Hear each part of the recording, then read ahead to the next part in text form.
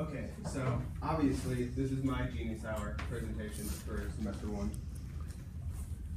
For my presentation, I decided to do Raspberry Pi powered Amazon Echo, which an Amazon Echo, in case you don't know, is a smart speaker created by Amazon.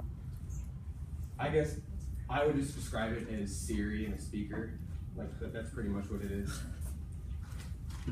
And anyway, so why did I choose this project? I don't really know, to be honest. I'm not passionate about very many things, so finding a passion project wasn't necessarily easy for me.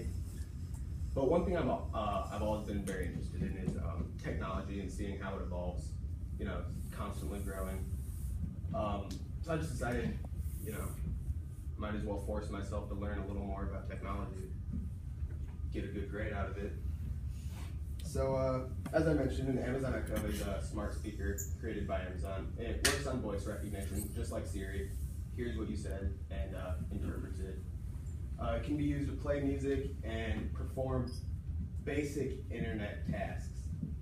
When I say basic internet tasks, I mean it's actually pretty diverse. You can order pizzas with it, pretty much Google anything, just ask it a Google question. And really just anything based around the internet you can think of, it can probably figure out. So anyway, what is a Raspberry Pi? A Raspberry Pi is basically a very small personal computer. It's not really like any computer you would think of, but basically just like the CPU with a few extra USB ports and stuff plugged in. The Raspberry Pi was created for cheap education in developing countries. So like, you know, African third world countries, it's a lot cheaper to give them one of these for 20 bucks than like a $1,000 Mac. It is used for that to an extent, but I guess sadly for the developing countries, it's mostly just used for nerds making gadgets. You can really make, if you can program computers, you can make pretty much any gadget you can think of with this. Reasonably, of course.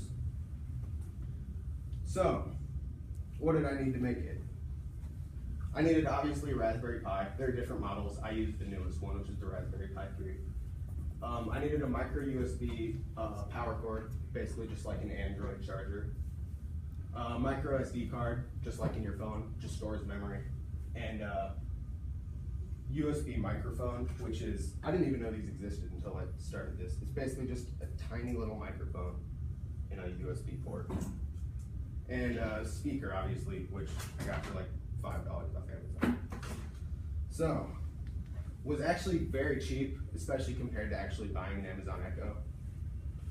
How it's made, I was a little bit disappointed with how it was made. I was expecting to actually have to know more than I did, so I was kind of pleasantly surprised. Most of what it was just downloading pre-created programs by software engineers, which I mean, once I really got into it, makes sense because there's no way I'm smart enough to create a voice recognition software. But whatever, it worked out. So yeah, all you have to do is download Raspbian, which is an operating server, just like, you know, Apple, well, not Apple, like iOS, Microsoft, anything like that. It's just the Raspberry Pi version. After you download that, it was really pretty straightforward. You can just access the internet right after that, plug in like I have a little Wi-Fi adapter, but Ethernet cable or whatever, and then install what are called dependencies, which doesn't really make sense to me. What a dependency is it's a bit of software or a program that you need to download and have running to run other like bigger softwares or whatever, aka the whole system, the Alexa system. I don't know why they're called dependencies though, because they don't actually depend on anything. Something depends on them, but whatever, that's not important. So anyway, after that, you pretty much just have to register a device on Amazon and start downloading everything and setting it up. Reflection, I don't know. I procrastinate with pretty much everything, but I got this project done, the actual project itself, a few weeks ago. Everything else, just this weekend. I don't know. And as for my choice of project, it was definitely a learning experience. I learned a fair amount about programming and stuff before I actually started the project, but I found I didn't actually need most of the information because it was more just following instructions.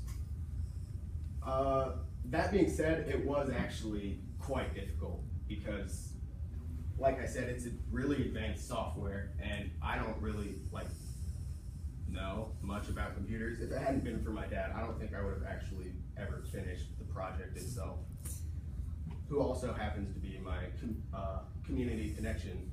He basically just kind of helped me through when I needed questions and whatnot. And I would set it up and run a demonstration, but really it's kind of a lot of work to set up. You need like a monitor and keyboard and all that.